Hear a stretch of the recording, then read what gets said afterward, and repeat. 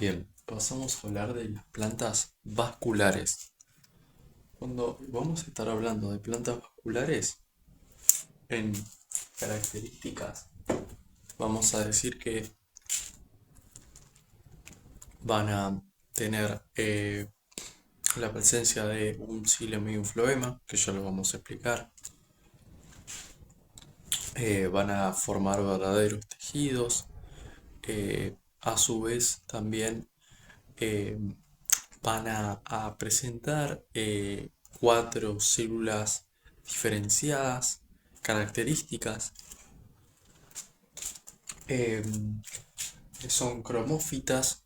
¿Qué significa que sean cromófitas? Que se puede diferenciar tanto el talo como hojas, como raíces, eh, diferente a lo que estábamos viendo de, por ejemplo, un musgo que uno no puede capaz de reconocer a simple vista. eh, Nada, por ejemplo, a diferencia de los musgos, acá vamos a encontrar órganos en los cuales, por ejemplo, tenemos las hojas que son especializadas, órganos especializados principalmente en la fotosíntesis, a diferencia de los musgos, que si no viste ese video te lo dejo acá, eh, la descripción, que en los musgos, en los musgos todo el cuerpo es fotosintético, no hay órganos especializados. Eh, entonces, bueno, acá sí encontramos que hay órganos. Eh, Vemos que van a tener diferentes tipos de crecimiento, van a tener crecimiento primario, crecimiento secundario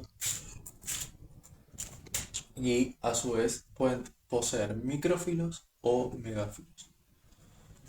Bien, entrando a hablar de las células, de estas cuatro células características, vamos a tener las mesenquimáticas, que su función básicamente es la división celular, la división mitótica. Eh, Vamos a ver que tienen la capacidad de dividirse rápidamente estas células. Y se las asocia con esto de el eh, crecimiento de división mitótica. Después pasamos a las parenquimáticas, en las cuales estas células carecen de eh, pared secundaria, eh, las cuales lo que va a brindar en sí, eh, van a constituir el parénquima, que el parénquima es el tejido de relleno eh, existente entre todas las estructuras del organismo, eh, lo que van a formar una estructura continua, el parénquima, ¿no? Como dije, se caracteriza por no poseer pared secundaria y tener una pared primaria muy delgada. A su vez, también las colenquimáticas se pueden especializar, las parenquimáticas se pueden especializar en clorenquimáticas, que van a ser células especializadas en eh, lo que sería la fotosíntesis, en realizar la fotosíntesis. Eh, y también vamos a tener células parenquimáticas de almacenamiento que se van a especializar en la reserva. Después tenemos lo que serían las células colenquimáticas que van a brindar un soporte pero flexible, en las cuales vamos a ver en algunos tramos, por ejemplo, que la pared secundaria se engrosa, un engrosamiento de la pared secundaria, presenta pared secundaria, en las cuales muchas veces vemos este engrosamiento, pero es como que es irregular, no hay y lo que permite es flexibilidad a plantas, por ejemplo, en zonas muy ventosas, por ejemplo, que necesitan esa flexibilidad de tener una estructura rígida, pero a su vez tener esta capacidad de ser flexibles. Esto se los da estas células conenquimáticas. Y después pasamos a las esclerenquimatosas, que son las que aportan la mayor rigidez. Eh, se, o sea, las podemos encontrar, por ejemplo, en los árboles, eh, en las cuales vamos a ver una pared secundaria reforzada con lignina, que ya hablamos de la lignina que aporta a este soporte, entonces aportan soporte la lignina, que es de polisacárido. Entonces vamos a ver que va a estar reforzada esta pared secundaria, no va a estar como las conenquimáticas que eran más bien tipo en algunas zonas engrosadas, pero hasta ahí, pero para dar una flexibilidad. En este caso no, es 100% rígido y son las más rígidas, las que van a aportar mayor rigidez. Pensemos en un árbol, por ejemplo, en el cual se van a dividir en eh, las células esclerenquimáticas, en fibrosas y en las esclereidas. Las esclereidas ya las nombramos en el principio de la unidad uno de generalidades, en las cuales veíamos que había diferentes tipos de paredes celulares, que algunas podían llegar hasta incluso en las esclerenquimáticas tener hasta incluso una tercera pared celular. Se ve que se pierden las organelas y cumplen una función estructural de soporte, de eh, retención de líquidos. Comúnmente la vamos a ver en semillas, en, por ejemplo, frutas, que como puse el ejemplo, ¿no? Uno ve una manzana o una pera y es de aspecto rígido. Eso es gracias a estas células, las esclereidas. Entrando a hablar de lo que es el xilema y el floema, vamos a ver que el xilema es, o sea, haciendo un repaso de lo que mencioné anteriormente, que vimos la lista de temas que vamos a abordar en el video.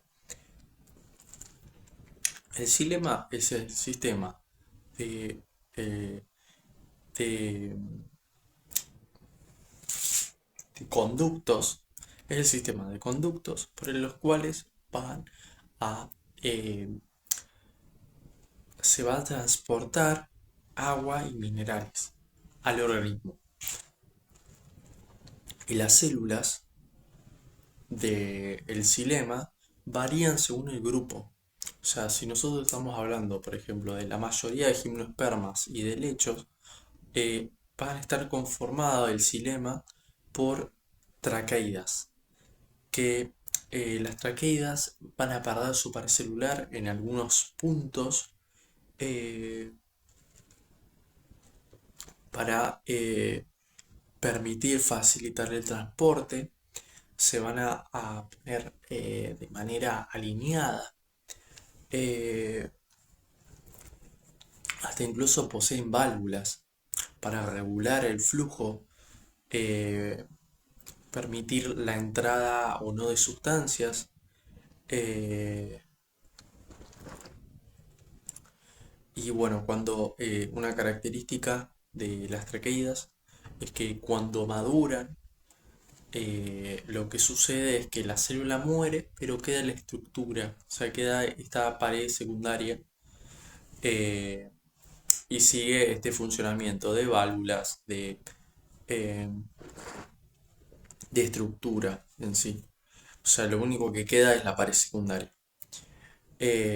Y después, cuando estamos hablando de lo que sería eh, angiospermas y algunas gimnospermas, vamos a estar hablando, porque recordemos que dije mayoría de gimnospermas, pero no todas, en lo que era las traqueidas. En angiospermas y gimnospermas vamos a estar viendo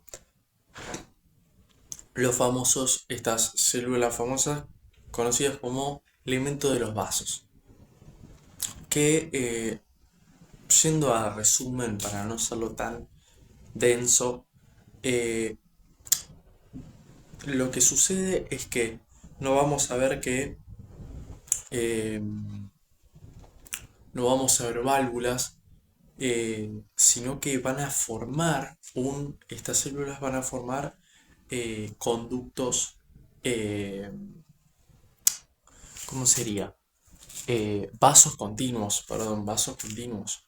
Entonces, tiene una eficiencia en el transporte, pero tiene como desventaja que, por ejemplo, si se llega a obstruir algún conducto o se llega a romper, tiene un mayor gasto energético en repararlo, eh, o hasta incluso puede eh, terminar con la vida del organismo, porque es, eh, es todo un vaso continuo el que forma vasos continuos. Entonces el daño es mayor si algún conducto falla, o se rompe.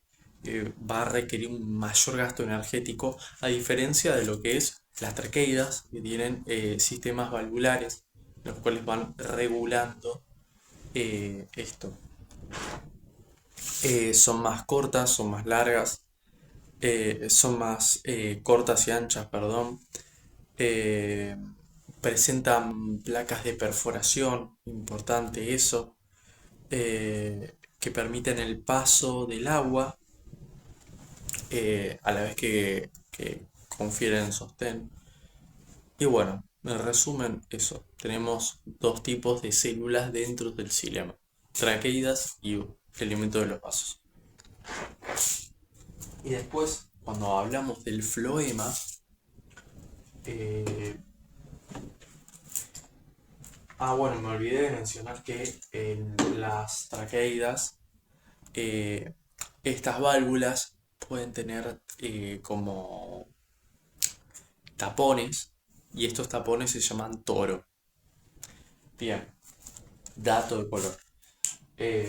Después tenemos lo que sería elemento floema, que en el floema vamos a tener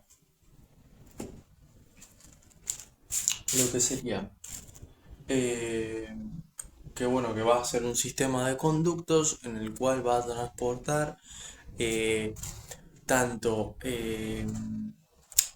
sustancias como minerales desde las hojas hacia, hacia el resto del organismo. Se va a transportar los azúcares, por ejemplo, sintetizados por las hojas que realizan la fotosíntesis, al resto del organismo.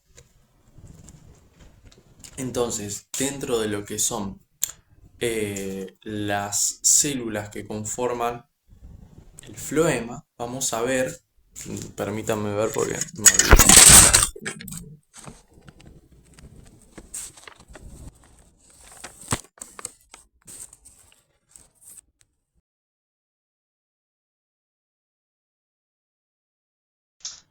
Las células que conforman el floema también varían según el grupo que estemos hablando.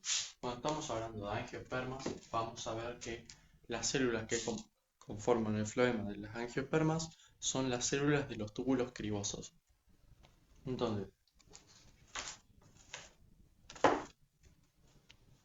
las células de los túbulos cribosos van a formar, se van a disponer de esta manera, se hacen de esta manera, así, y van a formar el túbulo criboso. Tengo una célula de túbulo criboso y este es el túbulo criboso en sí. Que o sea, se van a disponer de esta manera, que en sus extremos van a disponer de, o sea, van a formar un túbulo, un vaso continuo, en el cual en los extremos va a haber placas cribosas que van a ser pared celular que va a estar porosa, o sea que va a tener poros en las cuales va a permitir una conexión citoplasmática y un intercambio de sustancias. eh, pero bueno, no va a haber unión de núcleo ni nada por el estilo, solamente una conexión de citoplasma y va a permitir el intercambio de sustancias a través del tubo. Eh, Característica de esto, a diferencia de las células del xilema que vimos, por ejemplo, es que estas células no se mueren, o sea, al llegar a la madurez, pero sí al llegar a la madurez lo que sucede es que los núcleos se pierden. Entonces vamos a ver que el citoplasma sigue y todo sigue, solamente que pierden los núcleos y la manera de poder nutrirse es a través de las células adyacentes. O sea, van a depender de otras células, o sea, las células adyacentes para adquirir sus nutrientes. Eh, y bueno, eso con las angiospermas. Y cuando pasamos a helechos y gimnospermas, vamos a ver que van a estar las células cribosas. Que las células cribosas se van a disponer de esta manera, así, laterales, no de esta manera, o sea, no van a formar un túbulo continuo eh, que,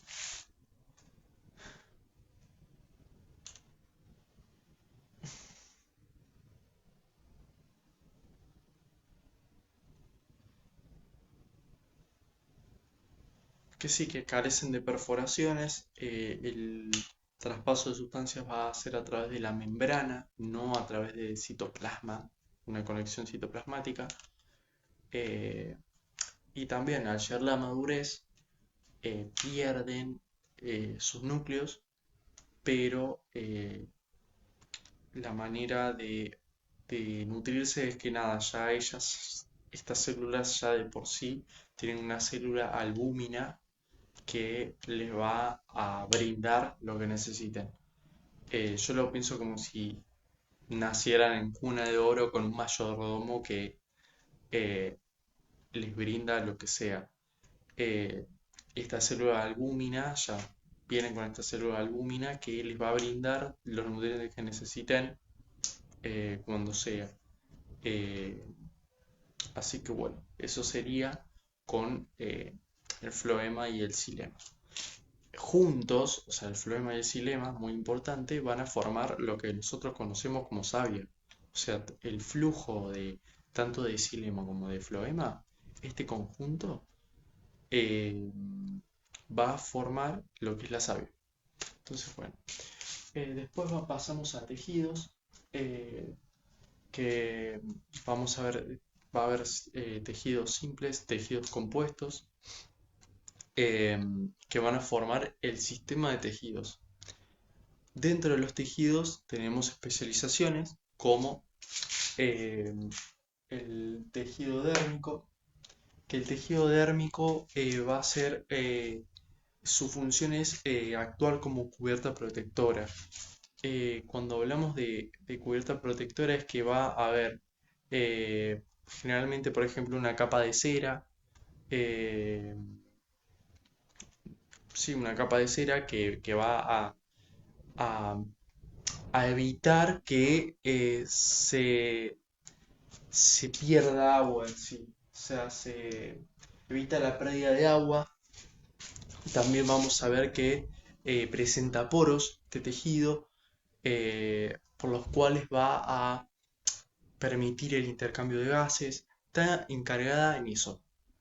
Después tenemos el tejido dérmico, pasamos al tejido vascular, en el cual va a formar un sistema de conductos en los cuales va a estar el xilema y el floema, o sea, la savia en sí, que le va a brindar ya lo que comentamos. Después vamos a ver que también está el tejido fundamental, que el tejido fundamental es básicamente lo que no es ni tejido dérmico ni tejido vascular. Es el relleno de, de tejido que va a actuar como sostén. Está conformado por eh, células mesenquimáticas, parenquimáticas, conquimáticas. O sea, ahí vamos a encontrar este tipo de células. Eh, y bueno, es lo que nosotros conocemos como médula o córtex. Después pasamos a los órganos, que tenemos tres órganos. Tenemos el tallo, las hojas y raíces. Cuando hablamos de tallo va a ser todo lo que sostenga las hojas y estructuras reproductivas. Eh, entonces,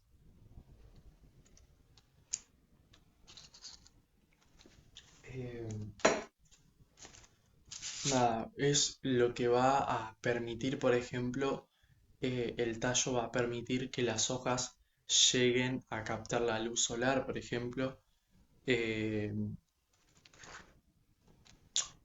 También va a alejar las estructuras reproductivas de depredadores, por ejemplo, al alejarlas del suelo. Y podemos ver especializaciones también de el tallo. Por ejemplo, se me ocurre una enredadera que se especializa eh, en el tallo, se especializa en se va a plegar y se va a agarrar a estructuras. También podemos ver, por ejemplo, el caso de la cebolla, en el cual va a tener una función como de almacenamiento el tallo. Y también podemos ver, por ejemplo, como en el cactus, que en los cactus va a haber, se va a realizar la fotosíntesis a través del tallo. O sea, vamos a ver especializaciones, eh, excepciones a la regla, ¿no? Después pasamos a las hojas, que ya lo mencioné, es el principal órgano fotosintético en el cual em, va a ampliar, eh, va a tratar siempre de ampliar esta relación superficie-volumen para captar más luz o en el caso de los cactus, por ejemplo, se modificaron para que no haya una pérdida de agua. Eh, pero principalmente se especializan en eso. Vamos a ver que presentan generalmente nervaduras, que las nervaduras son el tejido vascular, básicamente, en el cual se van eh, a transportar, o sea, todos la glucosa, azúcares y todo lo que dijimos del flema. O sea, el sistema de conductos de transporte de azúcar, nutrientes, de agua también. Las hojas son muy importantes también porque ahí es donde ocurre la transpiración, que la transpiración va a, lo que va a hacer es que va a regular el flujo del agua de la planta en sí. O sea, va a permitir y va a regular el flujo del agua que circula por la planta. Muy importante. Eh, y bueno, podemos ver hojas simples y hojas desarrolladas. En el caso de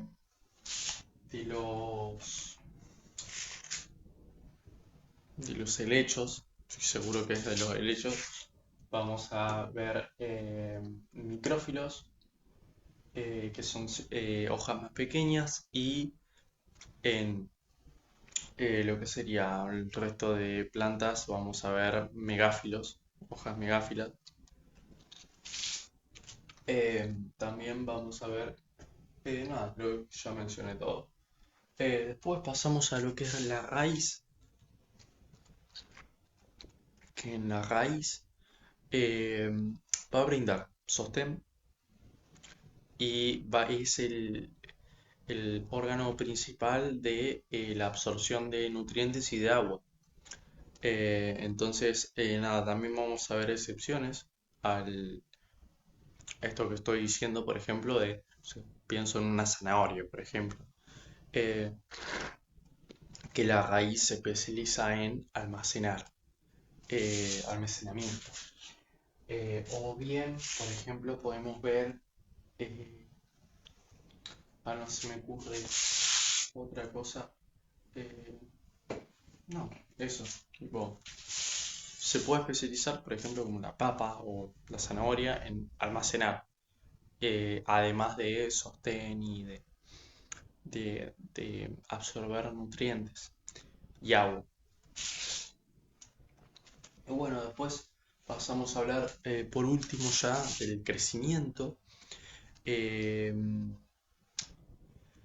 el crecimiento se lleva a cabo a través de células eh, meris- a partir de meristemas, que los meristemas son células eh, especializadas en el crecimiento, en el cual vamos a ver que, o sea, también tienen una alta capacidad de división celular, en el cual el crecimiento lo podemos dividir en dos. Tenemos crecimiento primario y crecimiento secundario. El crecimiento primario va a ser el crecimiento en longitud y vamos a ver células meristemáticas o meristemas apicales, y después vamos a ver meristemas laterales o sea que va a ser el crecimiento secundario, que va a hacer que el organismo crezca en ancho, en amplitud, que no está presente en todas las plantas. Principalmente está presente en árboles, por ejemplo, eh, los cuales necesitan reforzar eh, para seguir creciendo en longitud. Y bueno, esas son las generalidades de plantas vasculares.